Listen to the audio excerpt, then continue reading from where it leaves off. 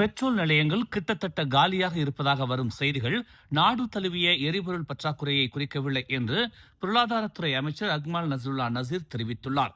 சில நிலையங்களில் எரிபொருள் தீர்ந்து போன நிகழ்வுகள் இருந்தாலும் இந்த தடைகள் ஒரு முறையான விநியோக பிரச்சனையை விட தனிப்பட்ட நிலையங்களில் உள்ள செயல்பாட்டு சவால்களுடன் முக்கியமாக தொடர்புடையவை என்று உள்நாட்டு வர்த்தக மற்றும் வாழ்க்கை செலவின அமைச்சு கண்டறிந்துள்ளதாக அவர் தெரிவித்தார்.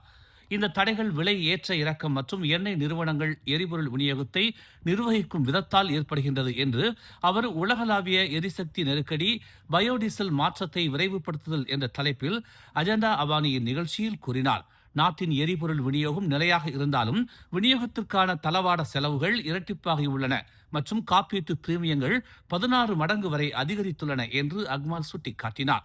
இது எண்ணெய் நிறுவனங்கள் எரிபொருள் விநியோகத்தை நிர்வகிக்கும் விதத்தில் மாற்றங்களை செய்ய வழிவகுத்துள்ளது என்று அவர் தெரிவித்தார். மலேசியாவின் எரிபொருள் கையிருப்பு குறித்து வரும் மாதங்களில் தொடர்ச்சியை உறுதி செய்வதற்கான ஏற்பாடுகள் செய்யப்பட்டுள்ளதாகவும் அவர் கூறினார். ஜூன் மாதத்திற்கான விநியோகம் உறுதி செய்யப்பட்டுள்ளது என்ற நம்பிக்கை உள்ளது. அதாவது குறைந்தபட்சம் ஜூன் மாதம் வரை கிடைப்பதை உறுதி செய்ய ஒப்பந்தங்கள் செய்யப்பட்டுள்ளதாக அவர் தெரிவித்தார்.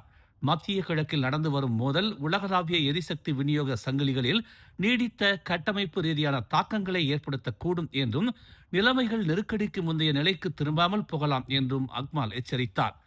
மத்திய கிழக்கில் உள்ள சுத்திகரிப்பு நிலையங்கள் மூடப்பட்டதிலிருந்து மீளவும் அல்லது தாக்குதல்களால் சேதமடைந்த உள்கட்டமைப்பை மீண்டும் கட்டி எழுப்பவும் 18 மாதங்கள் வரை ஆகக்கூடும் என்பதால் மலேசியா தனது எரிசக்தி விநியோகத்தை பாதுகாக்கும் முறையை மறு பரிசீலனை செய்ய வேண்டியிருக்கலாம் என்றும் அவர் கூறினார். சிலர் நிலைமை முன்பிருந்ததைப் போல இயல்பு நிலைக்கு திரும்பும் என்று நம்பலாம். ஆனால் நடந்தவற்றையும் அதன் தொடர் விளைவுகளையும் பார்க்கும் போது இது இனி தற்காலிகமானது அல்ல என்று அவர் கூறினார். திரங்கானுவின் ருசிலாவில் பர்சாத்து தலைவர் முகைதீன் யாசின் மற்றும் பாஸ் கட்சி தலைவர் அப்துல் ஹடி அவாங் ஆகியோருக்கு இடையே நடைபெற்ற நேற்றைய சந்திப்பு 16வது பொதுத் தேர்தலில் புத்ராஜயாவை கைப்பற்றுவதற்கான அடித்தளத்தை பெரிகாத்தா நேஷனல் அமைக்க தொடங்கி உள்ளதை காட்டுகிறது என்று திரங்கானு பெர்சாத்து தலைவர் ரசாலி இட்ரிஸ் தெரிவித்துள்ளார். 1 மணி நேரத்திற்கும் மேலாக நீடித்த இந்த சந்திப்பு பெரிகாத்தா நேஷனலை வலுப்படுத்துவதிலும் பெர்சாத்து மற்றும் பாஸ் கட்சி இடையேயான ஒத்துழைப்பை மேம்படுத்துவதிலும் கவனம் செலுத்திய அடையாளம் தெளிவாக உள்ளது என்று அவர் குறிப்பிட்டுள்ளார். பெரிகாத்தா நேஷனல் இனி வெறும் பேச்சோடு நின்றுவிடவில்லை.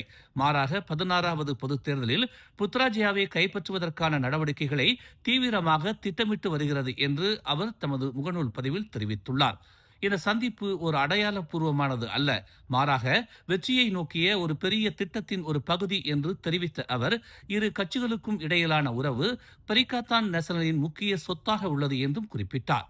பெரிகாத்தான் நேஷனலின் தேர்தல் எந்திரத்தை முன்கூட்டியே செயல்படுத்துவதன் முக்கியத்துவத்தையும் ரசாலி வலியுறுத்தினார். விரைவில் தேர்தல் அறிவிக்கப்பட்டால் கூட்டணி தயாராக இருப்பதை உறுதி செய்வதில் இது மிக முக்கியமானது என்று அவர் கூறினார். துபாயில் உள்ள ஹம்ரியா துறைமுகத்தில் இன்னும் சிக்கி தவிக்கும் பெர்காட் துவா என்ற கடல்சார் ஆதரவு கப்பலின் எஞ்சிய பணியாளர்களை தாயகம் அழைத்து வருவதற்கான முயற்சிகளை அரசாங்கம் தீவிரப்படுத்தி வருகிறது. விஸ்மா புத்ரா ஐக்கிய அரபு அமீரகத்தில் உள்ள மலேசிய தூதரகம் மற்றும் தொடர்புடைய முகமைகளின் நெருங்கிய ஒத்துழைப்பின் மூலம் இந்த முயற்சி ஒருங்கிணைப்பட்டு வருவதாக பிரதமர் டதஸ்ரீ அன்வார் இப்ராஹிம் தனது முகநூல் பதிவில் தெரிவித்துள்ளார்.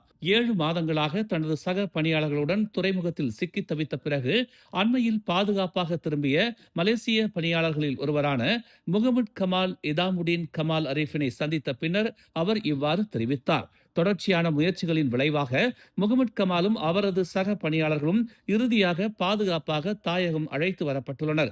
எஞ்சிய பணியாளர்கள் கூடிய விரைவில் திரும்புவதை உறுதி செய்வதற்கான முயற்சிகள் தற்போது தீவிரப்படுத்தப்பட்டு வருவதாக அன்வார் கூறினார்.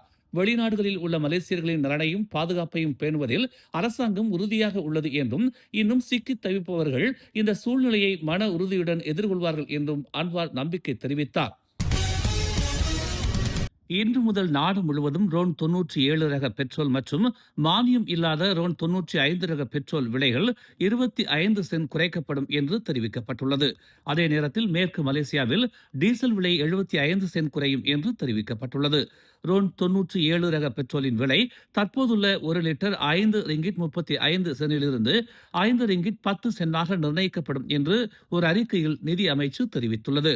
இதற்கிடையில் மானியம் இல்லாத ரோன் 95 ரக பெட்ரோலின் விலை 1 லிட்டர் 4 ரிங்கிட் 27 சென்டிலிருந்து 4 ரிங்கிட் 2 சென்னாக குறையும் என்று தெரிவிக்கப்பட்டுள்ளது.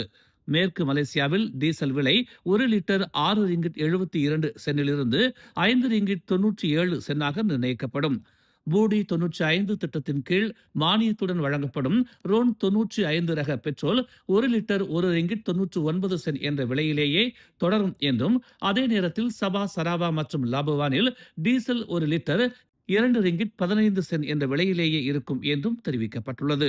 மானிய விலை பெட்ரோல் கட்டுப்பாட்டு அமைப்பின் SKPS கீழ் வழங்கப்படும் மானிய பெட்ரோல் விலை 1 லிட்டருக்கு 2 ரிங்கிட் 5 சென்டாகவும், மானிய டீசல் கட்டுப்பாட்டு அமைப்பின் SKDS கீழ் வழங்கப்படும் மானிய டீசல் விலை 1 லிட்டருக்கு 2 ரிங்கிட் 15 சென்டாகவும் தொடரும் என்று தெரிவிக்கப்பட்டுள்ளது.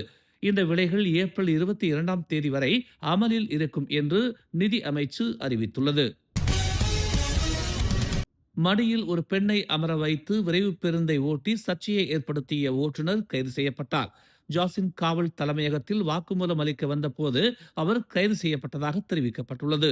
கொழும்பைச் சேர்ந்த அந்த நபருக்கு கெடாவைச் சேர்ந்த அந்த பெண்ணை கடந்த 5 மாதங்களாக தெரியும் என்றும், இருவரும் 2 மணி நேரம் வாக்குமூலம் அளித்தது பதிவு செய்யப்பட்டுள்ளதாகவும் ஜாசின் மாவட்ட காவல்துறை தலைவர் லீ ராபர்ட் தெரிவித்தார். அந்த பெண் உற்சாகமாக இருந்ததாலும் பேருந்து ஓட்ட கற்றுக்கொள்ள விரும்பியதாலும் இந்த ஆபத்தான செயலை செய்ததாக அந்த நபர் காரணம் கூறியதாக லீ தெரிவித்தார். சம்பந்தப்பட்ட நபருக்கு பேருந்து ஓட்டுவதில் 10 வருட அனுபவம் உள்ளது.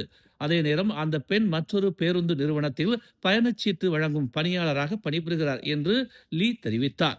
இந்த வழக்கு 1987ஆம் ஆண்டு சாலை போக்குவரத்து சட்டத்தின் பிரிவு 42(1) கீழ் விசாரிக்கப்பட்டு வருவதாகவும் அவர் தெரிவித்தார். மேலும் செய்திகளை தெரிந்து கொள்ள தமிழ் மலர் இணையதளம், தமிழ் மலர் செயலி மற்றும் மலர் டிவி யூடியூப் சேனலை வலம் வாருங்கள். எங்களோடு இணைந்திருக்க மலர் டிவியை பதிவு செய்து கொள்ளுங்கள். உறவுகள் மகிழ்ந்திட விருப்பம் மற்றும் பகிர்வு சேவையை சொடுக்கிடுங்கள்.